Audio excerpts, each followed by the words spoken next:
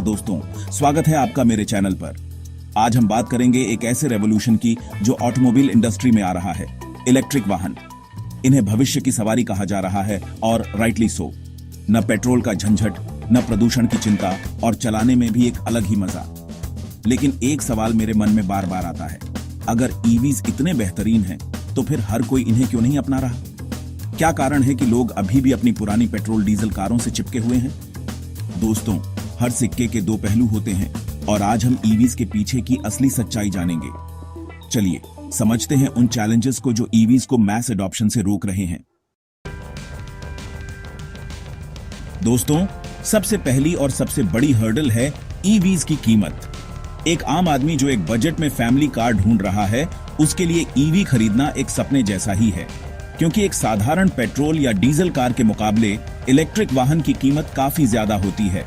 हाँ, ये बात सही है कि सरकार ईवीज को प्रमोट करने के लिए सब्सिडीज दे रही है, लेकिन क्या ये सब्सिडीज आम आदमी तक पहुंच पा रही हैं? क्या वो लोग जो 5 से 7 लाख में एक अच्छी हैचबैक खरीदना चाहते हैं, क्या वो इतनी महंगी ईवी अफोर्ड कर सकते हैं? टेस्ला जैसी लग्जूरियस ईवीज तो फिर भी अलग बात है, लेकिन क्या इंडिया में हर कोई टेस्ला खरीद सकता है? हमें ऐसी अफोर्डेबल ईवीज की जरूरत है जो आम आदमी की पहुंच में हो। सरकार को चाहिए कि वो ईवीज पर सब्सिडीज और बढ़ाए, और साथ ही साथ मैन्युफैक्चरर्स को भी अपनी मैन्युफैक्चरिंग कॉस्ट कम करने के बारे में सोचना होगा। तभी जाकर ईवीज ट्रूली अफोर्डेबल बन पाएंगी। कई लोग ये भी आर्ग्यू करते हैं कि लॉन्ग रन में ईवीज सस्ती पड़ती हैं क्योंकि आपको पेट्रोल डीजल नहीं खरीदना पड़ता। लेकिन दोस्तों, इनिशियल इन्वेस्टमेंट इतना ज्यादा होता है कि बहुत से लोग उस स्टेज तक पहुंच ही नहीं पाते जहां उन्हें ये सेविंग्स दिखाई दें।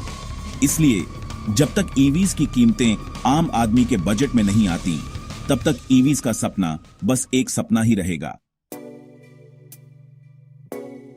दोस्तों, ईवीज के साथ दूसरी सबसे बड़ी चुनौती है इंफ्रास्ट्रक्चर की कमी, खासकर चार्जिंग स्टेशनों की।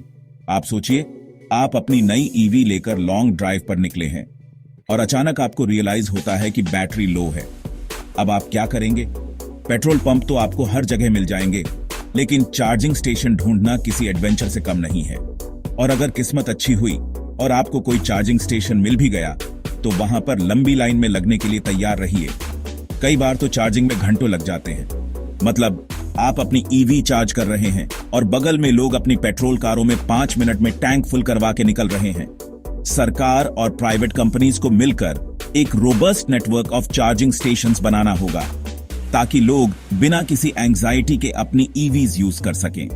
हमें हाईवेज, सिटीज और रेजिडेंशियल एरियाज में इजीली एक्सेसिबल चार्जिंग स्टेशंस की जरूरत है।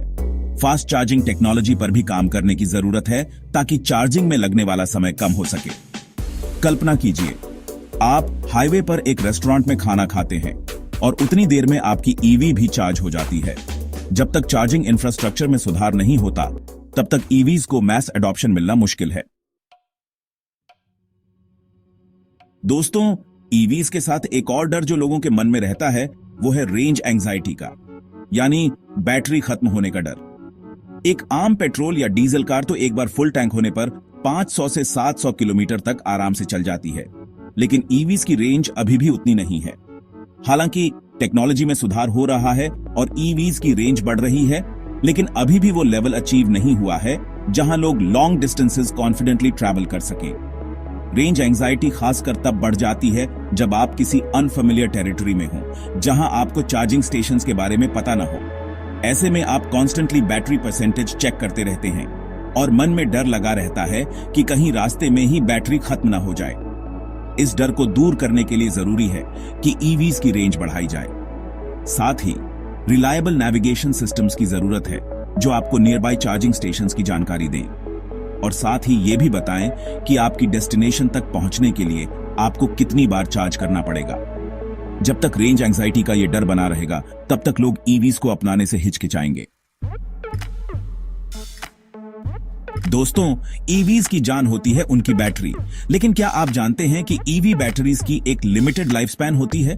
कुछ सालों बाद उनकी परफॉर्मेंस कम होने लगती है और उन्हें रिप्लेस करवाना पड़ता है। और यहां आती है असली प्रॉब्लम। ईवी बैटरीज की रिप्लेसमेंट कॉस्ट बहुत ज्यादा होती है, इतनी ज्यादा कि कई बार तो आपको एक सेकंड हैंड कार खरीदने जितना खर्चा आ सकता है।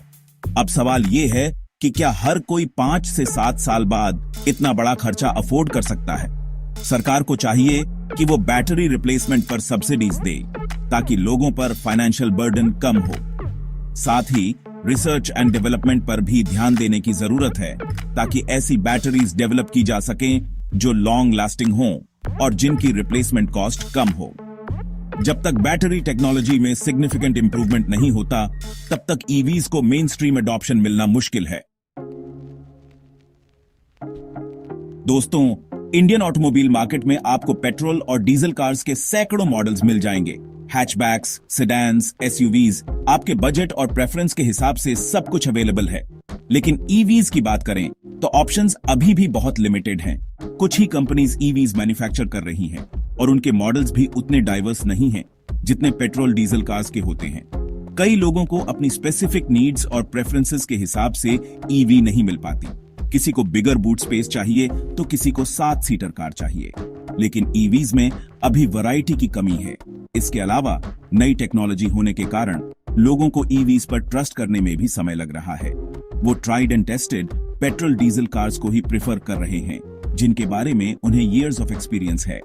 जरूरी है कि ऑटोमोबाइल कंपनीज डिफरेंट सेगमेंट्स में मोर ईवी मॉडल्स लॉन्च करें ताकि कस्टमर्स के पास चुनने के लिए मोर ऑप्शंस हों। साथ ही अवेयरनेस कैंपेन्स चलाकर लोगों को ईवीज के बेनिफिट्स के बारे में एजुकेट करने की जरूरत है। दोस्तों, जैसा कि आपने देखा, ईवीज के सामने कई चैलेंजेस हैं, लेकिन इसका मतलब ये नहीं है कि ईवीज फ्यूचर नहीं है। ईवी टेक्नोलॉजी तेजी से इवॉल्व हो रही है। सरकारें ईवी एडॉप्शन को प्रमोट कर रही हैं, कंपनीज बेहतर बैटरीज और फास्टर चार्जिंग टेक्नोलॉजीज पर काम कर रही हैं और कीमतें भी धीरे धीरे कम हो रही हैं। आज नहीं तो कल ईवीज ही फ्यूचर हैं। तो दोस्तों, आप क्या सोचते हैं? क्या आप ईवी खरीदना चाहेंगे या फिर अभी भी पेट्रोल डीजल कार ही बेहतर लगती है? कमेंट में जरूर बताइए। और हाँ, वीडियो पसंद आया हो तो लाइक, शेयर और सब्सक्राइब